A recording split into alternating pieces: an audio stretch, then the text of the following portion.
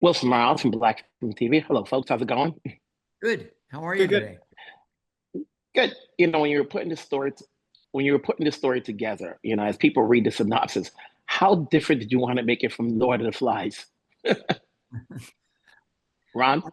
I didn't go back and read Lord of the Flies, but when we started screening the movie, people said, "Oh, it's an adult Lord of the Flies," and so I still haven't actually gone back and reread it. I remember so some of it may have been there subliminally.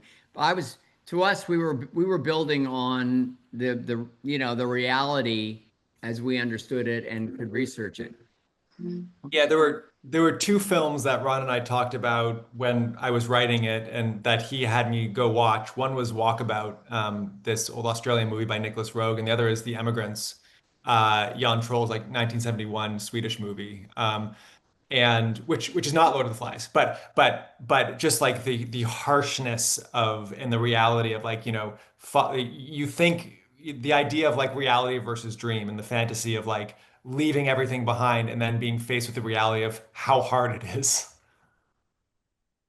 Mhm. So take me back to what led you to take this story to bring it to the masses. Noah? Mhm. Say that one more time, sorry. What led you to take this? What inspired you to write this story? Oh, I mean, Ron had gone on a vacation to the Galapagos, which he can tell you about, and he told me about this story, and it was something he'd been thinking about for a long time. And when he approached me and I did my research, what I was really attracted to was like, here are three different factions who are all approaching, life's big question, which is like, what is the meaning of life? And they all came at it from very, very different perspectives. And for that, like that was like the essence of like the thriller dynamic, and I was really attracted to that. For us, we discovered Mhm. this Ron?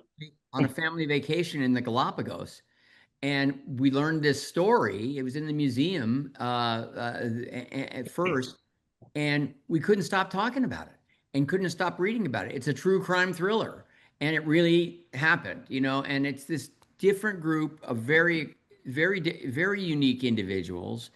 The Baroness is an amazing character. So is Ritter. But the Sydney Sweeney Daniel Brühl coupling, they're a little more the relatable individuals that we all can sort of identify with, and yet they all collided in this really powerful, shocking, and revealing way. How much is true and how much is, actual, embellishment, obviously for cinematic purposes? Well, the characters, the framework, the conflict, and the ultimate outcomes are all well known. And there was a lot of finger pointing in terms of the details of how some of the violence may have unfolded. That remained a mystery. But there were accusations and theories. So we took everything that was known and agreed upon, and then we took sort of some of those accusations and theories and just distilled them into a version that we thought very much could have happened and would also make a really good movie story.